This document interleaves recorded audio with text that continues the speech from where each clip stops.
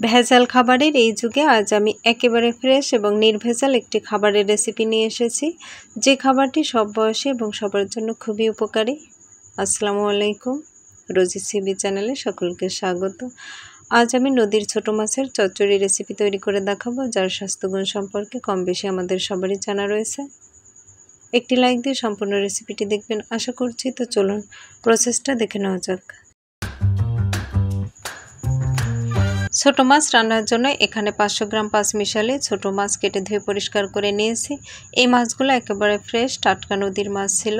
মশলা ছাড়া এই রান্নার জন্য আমার আর যে উপকরণ লাগবে সেগুলো দেখিয়ে দিচ্ছি। আমি এখানে 2টা ছোট সাইজের পাকা টমেটো কুচি করে কেটে নিয়েছি।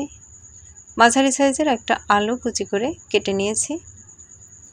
চুলা অফ রেখে প্যানে নিয়ে নেব হাফ কাপ পেঁয়াজ কুচি, স্বাদমতো কিছুটা লবণ, পরিমাণ মতো হলুদের গুঁড়া, জিরা বাটা 1 চা চামচ, রসুন বাটা 1 চা চামচ, আদা বাটা 1 চা চামচ, শুকনো ঝাল বাটা 1 চা চামচ, ফালি করা 4টা কাঁচা ঝাল, রান্নার তেল 2 টেবিল চামচ।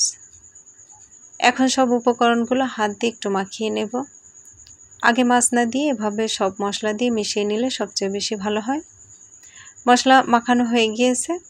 এখন এর মধ্যে কেটে ধুয়ে পরিষ্কার করে রাখা সেই মাছটা দিয়ে দেব। কুচি করে কেটে রাখা আলুটাও দিয়ে দেব। এবার আবারও মাছ, আলু, মশলা একসঙ্গে হাত দিয়ে ভালোভাবে একটু মিশিয়ে নেব। এখন মাছটা সেদ্ধ হওয়ার জন্য কিছুটা পানি দিয়ে দেব। পানির পরিমাণটা এমনভাবে দিতে হবে যাতে পানি মাছের গায়ে গায়ে থাকে। আশা করি দেখেই বুঝতে পারছেন। এখন চুলাটা অন করে দেব। চুলা অন করে ঢাকনা ছাড়াই কিছুক্ষণ রান্না করে নেব। এই মাছগুলো কেউ চাইলে হালকা ভেজেও সেম প্রসেসে রান্নাটা করতে পারেন। এখন এর মধ্যে দিয়ে দিয়েছি কুচি করে রাখা সেই টমেটোগুলো। চাইলে টমেটোটা স্কিপ করতে পারেন, তবে টমেটো দিলে এর গ্রেভিটা অনেক গাঢ় হবে। মাছের কাঁচা অবস্থা চলে গিয়েছে। এখন ঢাকনা দিয়ে কিছুক্ষণ রান্না করে নিয়েছি। কিছুক্ষণ রান্না করে নেওয়ার পর ঢাকনাটা তুলে নিয়েছি। এবার এর মধ্যে দিয়ে দেব হাফ চা চামচ জিরা ভাজার গুঁড়া। নাড়াচাড়া করে একটু মিশিয়ে নেব। আবারও ঢাকনা দিয়ে 3-4 মিনিটের মতো রান্না করে নেব। 3-4 মিনিট পর ঢাকনাটা তুলে নেব। এখন পরিমাণ মতো ধনিয়া পাতা কুচি দিয়ে দেব। আবারও ঢাকনা দিয়ে 2-3 মিনিটের মতো রান্না করে নেব। 2-3 মিনিট পর ঢাকনাটা তুলে নেব। আলহামদুলিল্লাহ, ফাইনালি রান্নাটা হয়ে গিয়েছে। এটা আমাদের জন্য খুবই উপকারী একটি খাবার। প্রত্যেকেরই খাবারটি খাওয়া উচিত।